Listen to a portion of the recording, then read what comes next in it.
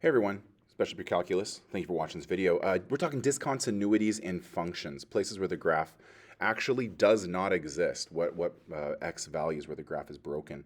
I'm using the example g of x is this rational polynomial expression, and I chose it because I knew that I could factor the numerator and denominator, and I wanted to show h of x as the same function, it's just written in factored form. So factoring x cubed plus 5x squared plus 4x produces the three factors x times quantity x plus 1 times quantity x plus 4. Factoring the denominator yields that there is an x plus 1 factor common to the top and the bottom.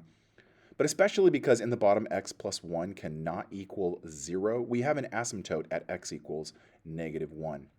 So therefore, negative 1 is not in the domain of our function, and you can see as I wrote it there in the Desmos line that that's how we would notate a value like negative 1 not being in the domain of our function. I wanted a better example because the question was raised about this idea of can I see what the graph would look like when it had a hole?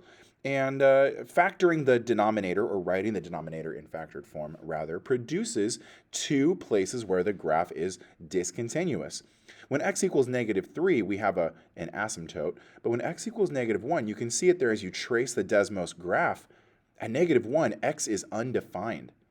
It's kind of tough to see from a bird's eye view from top down that if you're looking away from negative 1, the graph looks continuous. But when you trace the function, you get a hole, you get undefined. So therefore, we have two places, although one of them is not really visible. We have two places, see that notation, that show that we have no function existing.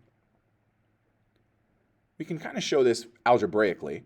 If we go back to the original polynomials, the cubic and the quadratic, and we write them in factored form, notice that x plus 1 is a factor of the numerator and denominator.